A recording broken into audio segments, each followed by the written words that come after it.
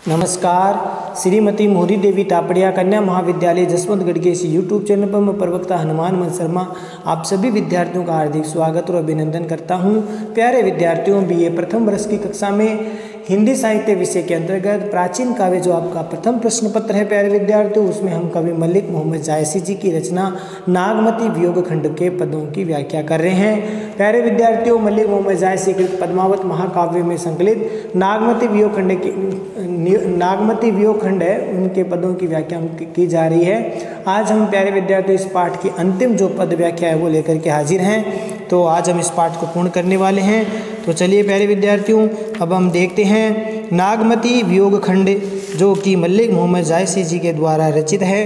ये पद्मावत महाकाव्य से हैं और नागमती प्यारे विद्यार्थियों आपको पता ही है राजा चित्तौड़ के राजा रतन सेन की पत्नी थी, महारानी थी, और वह किस प्रकार से विरह में व्याकुल है। 12 मासा के अंतर्गत सभी महीनों में वो अपनी व्याकुलता व्यक्त करती है और जायसी जी ने इसको अलग अलग महीनों में उनकी नागमती की विरह व्यथा को चित्रित किया है, अभिव्यक्त किया है। तो चलिए प्यारे विद्यार्थियों, अब हम देखते हैं नागमती का जो ये वर्णन। अंतिम जो 2 पद बाकी बचे हैं 14 और 15, बैसाख महीने में किस प्रकार से नागमती की विरह दशा होती है उसका चित्रण इसमें किया गया है। देखिए प्यारे विद्यार्थियों, भाबे शाखा तपने अति लागी, चौवा चीर चंदन भागी, सूरज जरत ही व चलता का, बिरह बजागी सोरत हाँ का, जरत बजागी निकरु पियूँ छाहा, आए बुझाओ अंगारन माहा, तोई दर्शन होई शीतल नारी, आए आगिते करूँ पुलवारी, लागी हूँ जरे जरे जस बारू, पीरी पीरी बूंजे शीत जियनु बारू, सरवर हिया घटत नित जाई, टूक टूक होई के बियरोई, बिहरत हिया करऊँ पिउटे का, दीटी दवंगरा मेरहूँ एका, कंवल जो बिगिसा मान सर, बिनु जल गए हूँ सुखाए, कब हूँ बेग फिर पल हुए, जो पीऊँ सींचे आए, जो पीऊँ सींचे आए। तो प्यारे विद्यार्थी, इस पद में नागमती ने बैसाख महीने की जो चित्रण है वो विरह व्यथा का वर्णन यहाँ पर जायसी जी करते हैं। तो पद्यांश प्रसंग में क्या लिखोगे? प्रस्तुत पद्यांश मलिक मोहम्मद जायसी जी द्वारा रचित पद्मावत महाकाव्य के नागमती वियोग खंड से संकलित है या अवतरित है, उद्धृत है, ऐसा आप लिखेंगे। और इसमें कवि जायसी जी ने बैसाख माह में नागमती की विरह दशा का जो अभिव्यक्ति है वो की है, चित्रण किया है। तो देखिए किस प्रकार से नागमती को बैसाख महीने में जो गर्मी का महीना है, ग्रीष्म ऋतु का महीना है, भा बैसाख तपनी अति लागी, चौआ चीर चंदन भा आगी, अर्थात भा मने हो गया है, लग गया है। बैसाख का महीना बैसाख महीना कि बैसाख का महीना शुरू हो गया है, लग गया है। तपनी अति लागी प्यारे विद्यार्थियों, तपनी मने ग्रीष्म गर्मी, तपन तपनी मने तपन या गर्मी, अति मने अत्यधिक, लागी मने लग रही है। अर्थात नागमती कहती है विरह व्यथा का वर्णन करते हुए जायसी जी कह रहे हैं कि बैसाख का महीना प्रारंभ हो गया है और इसमें गर्मी बहुत बढ़ गई है। तपन अति लागी मन अत्यधिक गर्मी है वो होने लगी है, अत्यधिक गर्मी बढ़ गई है। चौवा चीर चंदन भा आगी, चौवा का अर्थ होता है सुगंधित पदार्थ, सुगंधित द्रव्य जो शीतलता का अनुभव कर देते हैं, शीतल होते हैं। ऐसे शीतल सुगंधित द्रव्यों को जैसे सेंट इत्यादि, अर्गजा आदि जो सुगंधित द्रव्य लेप होते हैं जो ग्रीष्म ऋतु में ठंडक देते हैं। तो यहाँ पर बताया चौवा चीर चंदन भा आगी, जो सुगंधित द्रव्य हैं। चीर का अर्थ होता है जो शीतल सूती जो वस्त्र हैं, और चंदन, और जो चंदन है। भा आगी, भा मने लगने लगा, आगी मने आग के समान। अर्थात नागमती कहती है कि विरह वेदना के कारण, विरह व्यथा के कारण मुझे सुगंधित द्रव्य, शीतल वस्त्र और चंदन भी मेरे शरीर को आग के समान लगने लगा है। ये सब मुझे कैसे लगने लगी है? आग के समान तपन को देने वाली। ऐसा लगता है जैसे ये विरह के कारण ये जो शीतल सुगंधित पदार्थ है, ये शीतल वस्त्र है, ये चंदन है, ये सब आग के समान मेरे शरीर को जला रहे हैं। ठीक है प्यारे विद्यार्थियों, आशा करता हूँ समझ में आ गई हो ये पंक्ति। अब देखो, सूरज जरत हिवंचल तांका और विरह बजागी सोह रथ हांका। अर्थात सूरज मने सूर्य, जरत मने जलता हुआ या जल रहा है, हिवंचल का अर्थ होता है हिमालय पर्वत, ताका मने चला गया है, चला जा रहा है या देख रहा है। अर्थात सूर्य भी जलता हुआ हिमालय की ओर चला गया। हिमालय की ओर चलने का मतलब उत्तरायण हो गया है। अब उत्तरायण होने पर जो है ठंडा गर्मी का मौसम है वो हो गया है। ठीक है, सूर्य उत्तरायण हो गया है, हिमालय की ओर चला गया है। विरह बजागी सो रथ हांका। अर्थात विरह मने विरह वेदना। वज्रागिनी का अर्थ होता है वज्राग्नि। वज्राग्नि का अर्थ होता है प्यारे विद्यार्थियों वज्राग्नि, वज्र के समान कठोर अग्नि। ये लिखने में त्रुटि कर दी मैंने, वज्राग्नि, वज्राग्नि, वज्र के समान कठोर अग्नि। सोह है मैंने सम्मुख या मेरी तरफ। सोह का अर्थ होता गया सम्मुख या मेरी तरफ। रथ हांका मैंने रथ को हाँक रही है, दौड़ा रही है। हांका का मतलब दौड़ाना। तो नागमती कहती है कि विरह रूपी जो वज्राग्नि है वो विरह वज्राग्नि के रथ को मेरे सम्मुख है वो दौड़ा रहा है, हाँक रहा है। विरह क्या कर रहा है? विरह वज्राग्नि के समान, वज्राग्नि जो विरह की जो वज्राग्नि है उस वज्राग्नि रूपी रथ को मेरी ओर ही दौड़ा रहा है या मेरे सम्मुख है वो हाँक रहा है, दौड़ा रहा है। कौन? विरह। नागमती कहती है ऐसा। अब देखिए, जरत वज्राग्नि करूँ पीऊँ छाहा। जरत मैंने जल रही हूँ, वज्राग्नि का अर्थ हो गया वज्र के समान अग्नि, वज्राग्नि या भीषण आग। करूँ मैंने करो, पीऊँ मैंने प्रियतम, छा मैंने छाया। देखिए कि हे प्रियतम, नागमती कहती है कि विरह वेदना के कारण मैं वज्राग्नि से जल रही हूँ। मैं वज्राग्नि से जल रही हूँ अर्थात भीषण आग में, विरह की भीषण आग में जल रही हूँ। तो क्या करूँ? करूँ पीऊँ छाहा।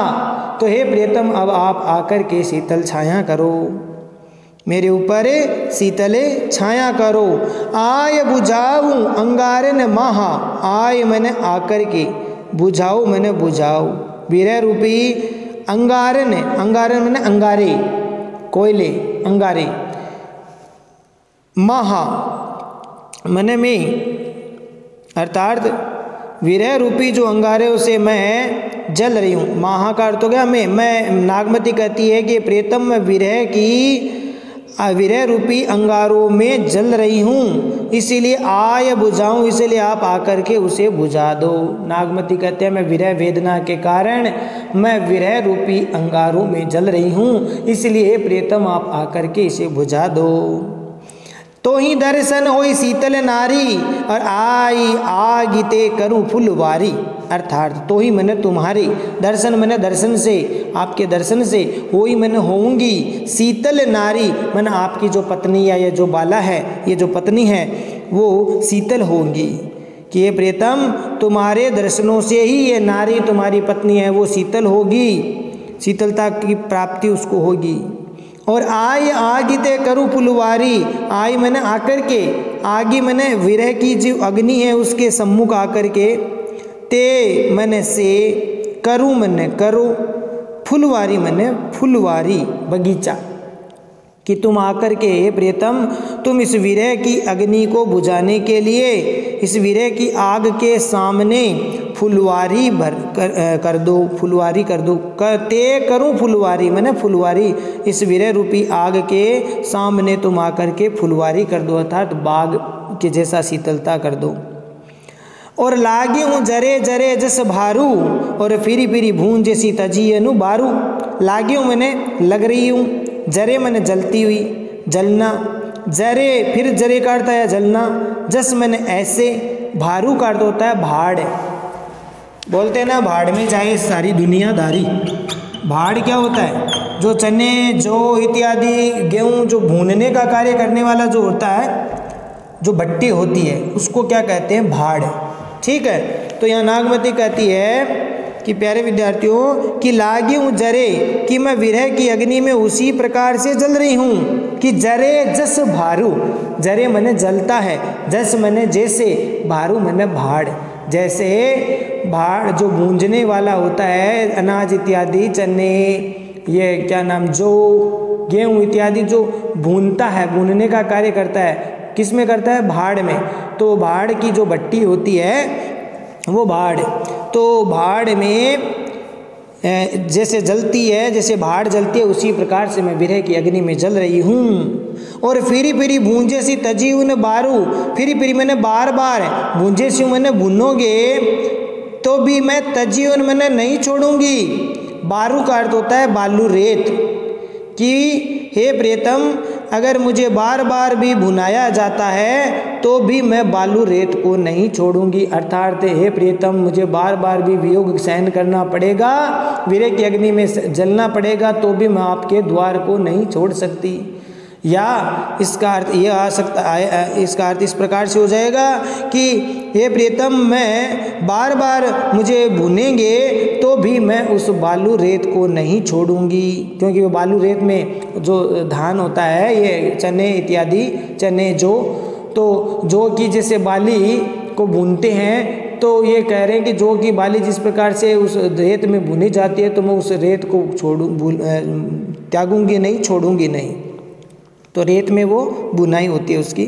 तो फिरी फिरी भूंजे से तजीन बार हूँ, इसीलिए मैं बार बार अगर भुनोगे तो भी मैं उस बालू रेत को नहीं छोड़ूंगी, अर्थात तुम्हारा साथ नहीं छोड़ना चाहूँगी। सरवर या घटत नित्य जाई, टूक टूक होई के भी रोई। अर्थात सरवर मने तालाब, या मने हृदय, घटत मने कम हो रहा है, नित्य मने सदैव, नित्य का अर्थ होता है सदैव, नित्य, प्रतिदिन, जाय मने जा रहा है। कि नागमती कहती है कि विरह वेदना के कारण मेरा हृदय तालाब की तरह नित्य प्रति घटने लगा है, प्रतिदिन घटने लगा है। टूक टूक होई के भी रोई। और नागमती कहती है कि विरह वेदना के कारण टूक टूक मैंने टुकड़े टुकड़े, होई के मैंने होकर के, भी रोई मैंने बिखर जाएगा, फट जाएगा।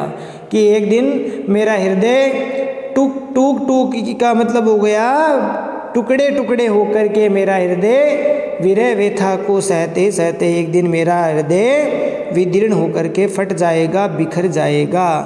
और बिहरत हिया करऊँ पिय टेका, बिहरत हिया, बिहरत मैंने बिखरना, फटना, बिहरत का अर्थ होता है फटना या विदीर्ण होना। या मैंने हृदय कि विरह की अग्नि के कारण, विरह के कारण मेरा हृदय विदीर्ण हो रहा है, इसीलिए करऊँ पीऊ टेका, करूँ मैंने कीजिए, पीऊ मैंने प्रियतम, टेका मैंने सहारा, इसीलिए मुझे सहारा दीजिए। करिए का अर्थ यहाँ पर दीजिए से हम ले सकते हैं। इसीलिए प्रियतम आकर के मुझे टेका मैंने सहारा दो, इसलिए प्रियतम आकर के मुझे सहारा दीजिए, मेरा हृदय विदीर्ण हो रहा है। और दीठी दवंगरा मेरहूँ एका, दीठी का अर्थ होता है प्यारे विद्यार्थियों दृष्टि, और दवंगरा का अर्थ होता है वर्षा की झड़ी, या इसको नहर के रूप में भी हम ले सकते हैं। दवंगरा का अर्थ नहर भी हम ले सकते हैं, दवंगरा का अर्थ हम इस वर्षा की झड़ी के रूप में भी ले सकते हैं। तो कि दृष्टि यानी अपनी दृष्टि रूपी जो वर्षा की झड़ी है उससे मेरवहूँ मैंने सजल कर दो, जल से युक्त कर दो। और एका मैंने एक बार, हे प्रियतम आप एक बार आकर के मुझे दर्शन दे करके आप मेरी दृष्टि को वर्षा की झड़ी के समान एक बार आकर के सजल कर दीजिए, अपनी दृष्टि रूपी वर्षा की झड़ी से एक बार आकर सजल कर दीजिए। बिहरत हिया करऊँ, ये हो गया। कंवल जो बिगिसा मानसर, बिनु जल गए हूँ सुखाए, कब हूँ बेली फिरी पलुए, जो प्यू सींचे आए। अर्थात कंवल, कंवल का अर्थ होता है कमल, कंवल का अर्थ क्या होता है प्यारे विद्यार्थियों? कमल,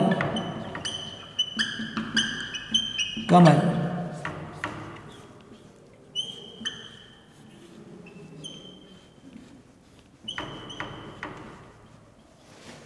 कमल, कमल।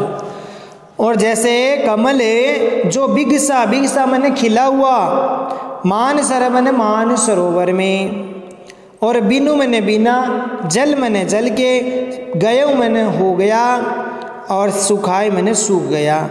अर्थात कि नागमती कहती है कि विरह वेदना के कारण जो मान सरोवर में जो कमल खिले हुए थे, मान सरोवर में जो कमल खिले हुए थे वो बिनु जल गए सुखाए, बिना जल के वे सब सूख गए हैं। मान सरोवर में जो कमल खिले हुए थे वे बिना जल के कारण सूख गए हैं। और कबहू बेली पीरी पलहूँ, कबहू का अर्थ हम कभी भी अर्थ में लगा सकते हैं, और अब कबहू का अर्थ हम अबहू मन अभी भी लगा सकते हैं। तो अभी भी ये बेली का अर्थ होता है लता, बेल, फिर मैंने फिर से या पुनः, पल्लू एक अर्थ होता है पल्लवित होना या विकसित होना। जो पीऊ सींचे आए, जो प्रियतम अपने प्रेम रूपी जल से सींच देंगे, तो ये लता यानी ये नागमती रूपी जो लता है वो फिर से पल्लवित हो जाएगी यदि मेरे प्रियतम मुझे प्रेम रूपी जल सी वर्षा से सिंचित कर देंगे, तो ये नागमती रूपी लता फिर से पल्लवित हो जाएगी। तो ये लता फिर से पल्लवित विकसित खिल जाएगी यदि मेरे प्रियतम आकर प्रेम जल से सिंचित कर दे, स्नेह से सिंचित कर दे। तो प्यारे विद्यार्थियों, आशा करता हूँ ये समझ में आ गया होगा आपको पद। और विशेष वाले पॉइंट में आपको लिखना है कि यहाँ पर सूर्य उत्तरायण में होने का बात, यहाँ पर हिमालय की ओर जाने का मतलब उत्तरायण होने की बात कह करके प्रखर ताप या प्रखर ग्रीष्म ऋतु का भाव वो चित्रित किया है। मानवीकरण शैली का प्रयोग किया गया, ये आप लिख सकते हैं। मानवीकरण शैली से प्रयोग करके विरह के उद्दीपन दशा को दिखाई है, उद्दीपन स्थिति को दृष्टिपात वो किया है कवि ने। मानवीकरण शैली को अपनाते हुए विरह की उद्दीपनता को दिखाया गया है। उपमा, रूपक, अन्योक्ति और अतिशयोक्ति अलंकार का प्रयोग किया गया है। यहाँ पर प्यारे विद्यार्थी उपमा, रूपक, अन्योक्ति और उपमा, रूपक, अन्योक्ति और अतिशयोक्ति अलंकार का प्रयोग इसमें किया गया है। भाषा जो है अवधि भाषा का प्रयोग है। और छंद प्यारे विद्यार्थियों दोवा चौपाई छंद है। शैली की बात करें तो कड़वक छंद शैली है। और रस की बात करें तो इसमें वियोग श्रृंगार रस की प्राप्ति हो रही है। ठीक है, तो यह विशेष वाले पॉइंट में आप लिख देंगे। चलिए प्यारे विद्यार्थियों, अगला पद हम देख लेते हैं। जेठ जरे जग चले लुआरा, उठे बवंडर पर अंगारा, बिरह गाजी हनुवंतो जागा, लंका दाह करे तनुता लागा। जारियूं चारियूं पवन जकोरे लागी, लंका दाही पलंका लागी, दही बही शाम नदी कालिंदी, विरक आग कठिन अति मंदी। उठे आगी ओ आवे आंधी, नैनन सूझ मरो दुख बांधी। अधजर भय मासु तनु सूखा, लागे हूँ बिरे काल हुई भूखा। माँ सुखाए अब हाड़न लागे, अब हूँ आव आवत सुनी भागे। गिरी समुद्र शशि मेघ रवि, सही न सकई वह आगे। मुहम्मद सतीश राये, जरे जोश पिउ लागे, जरे जोश पिउ लागे।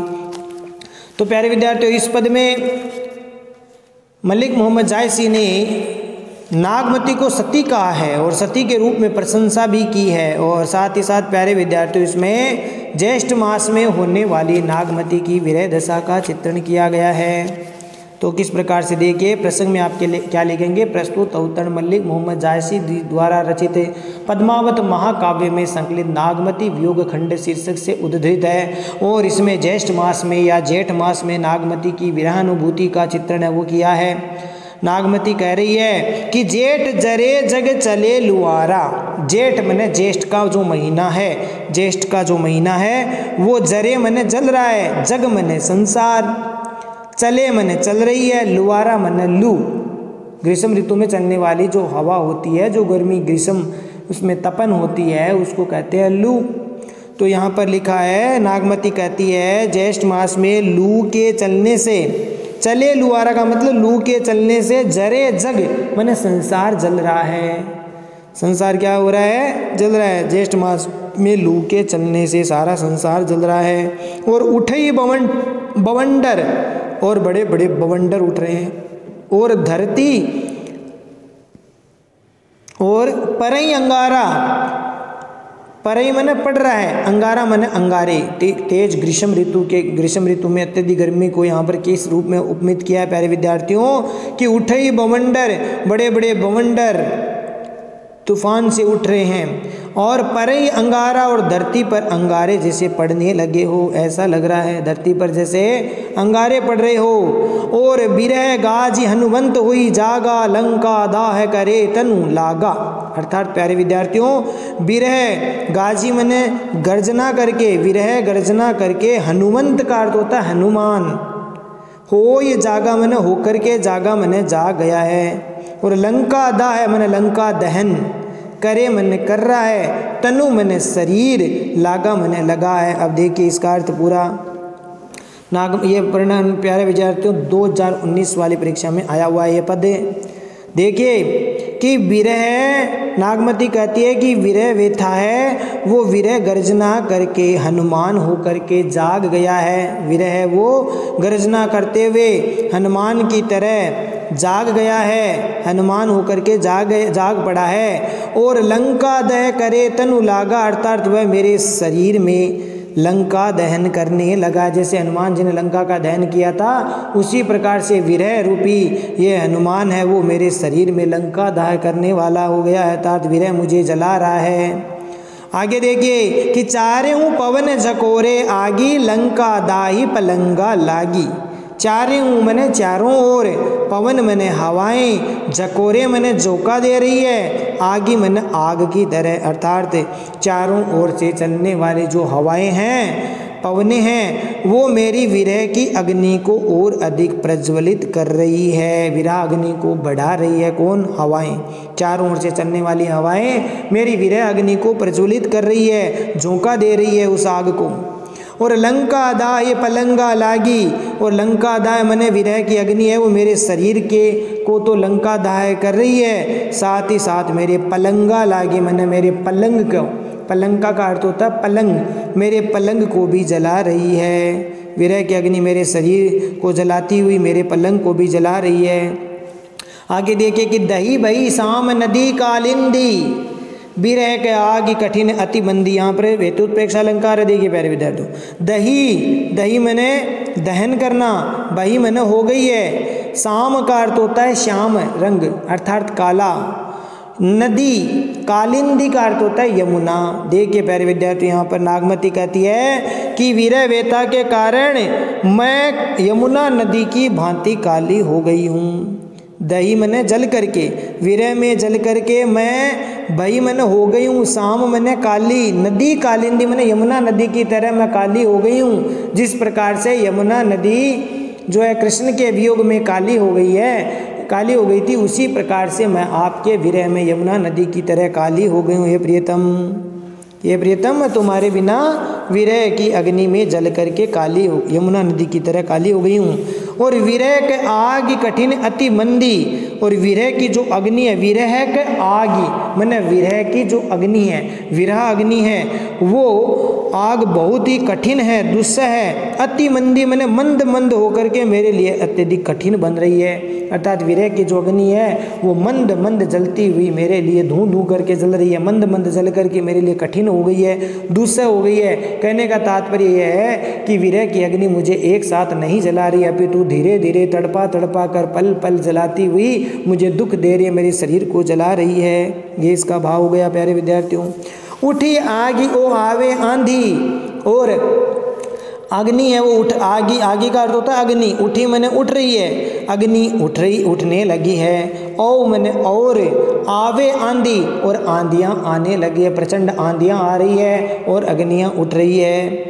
और नैन न सूझे, और नागमती कहती है मेरे नैन मैंने नेत्रों से, न मैंने नहीं, सूझे मैंने दिखाई देता है, मेरे नेत्रों से कुछ भी सूझता नहीं था, दिखाई नहीं देता है। मेरे इन आँखों से विरह वेदना के कारण मैं इतनी ज़्यादा दुखी हो गई हूँ कि इन नेत्रों से कुछ भी दिखाई नहीं देता। मरो दुख बांधी, मरो मैंने मर रही हूँ, दुख बांधी मैंने विरह के दुख के बंधन में, बांधी का अर्थ होता बंधन में, विरह के दुख में बंधन, दुख में बंध करके मैं मरी जा रही हूँ, अर्थात मरने वाली हो गई हूँ। ठीक है प्यारे विद्यार्थियों, और आगे देखिए पंक्तियाँ कि अधजर भयऊ माँ सुतनु सूका और लागे हूँ बिरह काल हुई भूखा। अध जर मैंने अध जली, अध मैंने आधा, जर मैंने जली हुई, आधी जली हुई, अध जली। विरह व्यथा के कारण, विरह वेदना के कारण मैं अध जली हो गई हूँ, भय हूँ का अर्थ होता हो गई हूँ। तो नागमती कहती है विरह वेदना के कारण मैं अध जली हो गई हूँ। और मांसु तनु सूखा, और शरीर से मांसु मैंने मांस, तनु का अर्थ होता है शरीर, और सूखा मैंने सूख गया है, मेरे शरीर से मांस है वो सूख गया है। और लागे हूँ बिरह काल हुई भूखा, लागे हूँ मैंने लग रहा है, या इस प्रकार से लग रहा है, विरह मैंने विरह, काल हुई भूखा, विरह काल बन करके, काल के समान भूखा होकर के मेरे शरीर को खा रहा है। लागे हूँ विरह काल हुई भूखा, विरह भूख से काल की तरह लग रहा है। या इसका अर्थ हम ये भी लग सकते हैं कि विरह वेदना मेरे लिए काग के समान भूखी हो गई, या भूखे कौवे के समान हो गई है। और वह कौवा, विरह रूपी जो कौवा है, वह मेरे मांसु खाए सब हाड़न लागे। और वह यहाँ पर जुगुप्सा का भाव भी है प्यारे विद्यार्थियों, घृणास्पद जो बातें हैं, जुगुप्सा विवत्स रस की प्राप्ति यहाँ पर हो रही है कि माँ सुखाए सब हाडन लागे। और वह जो विरह रूपी जो कौवा है, विरह अग्नि रूपी जो कौवा है, वो माँ सुखाए, वह मेरे शरीर का मांस खा रहा है, सब हाडन लागे। और अब वह अपनी हड्डियों पर भी चिपक पड़ा है। हाडन लागे मैंने हड्डियों को भी खाने लगा है, या हड्डियों पर भी वो चिपट पड़ा है। अबहु आए आवत सुनि भागे, अबहु मैंने अभी भी ये प्रियतम आप आ जाओ, ताकि ये विरह रूपी काग या कौवा है वो अबहु आओ, मैंने अब भी अगर आप आ जाओ तो आवत सुनि भागे। और आपका इस प्रकार से शुभागमन सुन करके, आपका इस प्रकार से आने का सुन करके ये विरह रूपी काग भागे मैंने भाग जाएगा।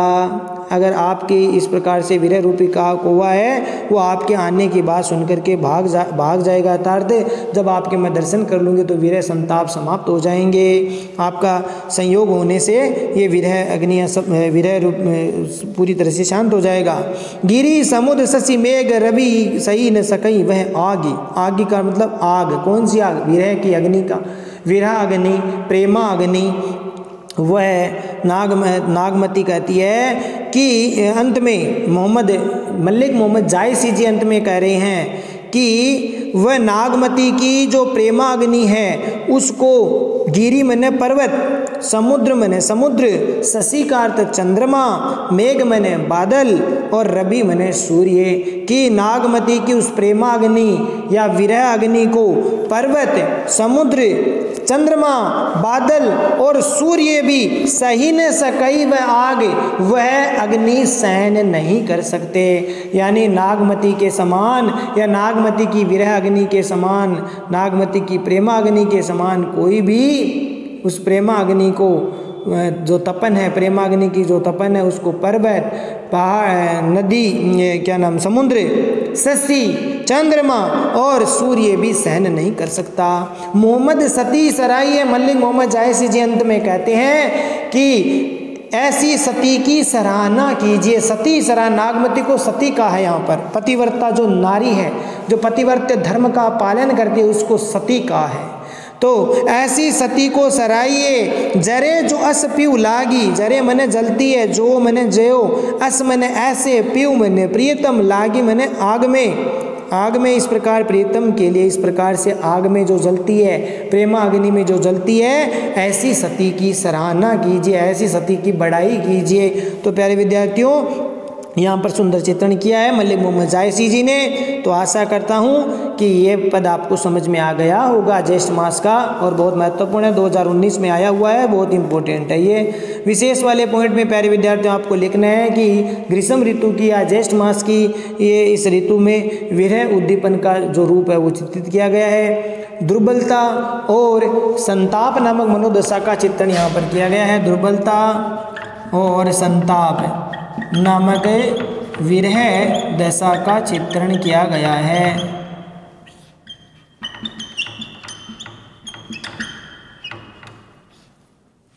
ठीक है, दुर्बलता और संताप नामक विरह दशा का चित्रण किया गया है। साथ ही साथ प्यारे विद्यार्थियों इसमें ये जो पद मैंने बताया था कि दही बही शाम नदी कालिंदी, कि कालिंदी जिस प्रकार से काली हो गए कृष्ण के वियोग में, उसी प्रकार से मैं काली पड़ गई हूँ अग्नि में जल करके। तो यहाँ पर हेतुत प्रेक्षा अलंकार की प्राप्ति होती है और यह कारण के बिना, हेतु के बिना अहेतु में हेतु की कल्पना की जा रही है, तो इसलिए यहाँ पर हेतुत प्रेक्षा अलंकार है। और साथ ही साथ प्यारे विद्यार्थियों समासूक्ति अलंकार का भी प्रयोग किया जा रहा है। किसमें? गिरी वाली लाइन में, गिरी वाली जो पंक्ति है, गिरी समुद्र शशि मेघ रवि सही न सकई व आगे मोहम्मद सती सराइए जरे सो असप्यू लागे, इस पंक्ति में समासूक्ति अलंकार की प्राप्ति हो रही है। तो इस प्रकार से आशा करता हूँ भाषा अवधि है ही है, दोहा चौपाई छंद से ली है। और इसकी रस की बात करें तो यहाँ पर विरह विप्रलम्ब श्रृंगार रस की प्राप्ति हो रही है। तो आशा करता हूँ प्यारे विद्यार्थियों ये दोनों पद आपको समझ में आ गए होंगे। तो ये हुआ आपका आज का, ये पूर्ण आपका पाठ प्यारे विद्यार्थियों।